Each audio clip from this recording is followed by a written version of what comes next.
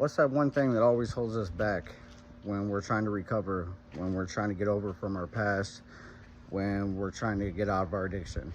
It's our mental health, because we don't understand what to start working on. We don't understand what we need to let go of. We don't understand who we can trust, because everything in our past haunts us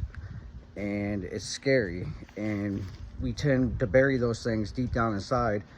and we don't realize how much that it hurts us, and we think that the drugs and everything else is working because we're covering up those problems. But that problem's just like a temporary fix, and at that time, yeah, it seems perfectly fine, but then that wears off and we start realizing that we're still the problem, that we still need to work on ourselves, that we're still making mistakes. But once we start to look at our mental health, we start to look at the aspect of how we buried everything deep down, and we start to work on it, and we reach out and we talk to someone, and then that person tells us, okay, look, this is where you need to be, this is what you need to look at, and you start letting those problems resurface, and you start looking at them and you start working on them, then things start to change for you, things start to get better, your life starts to prosper, because you took the time to actually find out what's really going on deep down inside of you,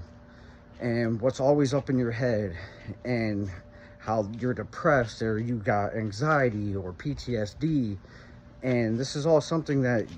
it hurts, and you feel it, and that's something that you don't want to feel, because you buried those emotions deep down inside your whole life.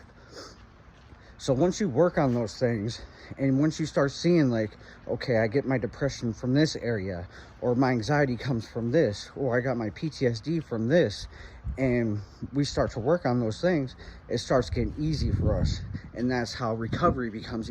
easier. See, because we're scared at that moment that it's just,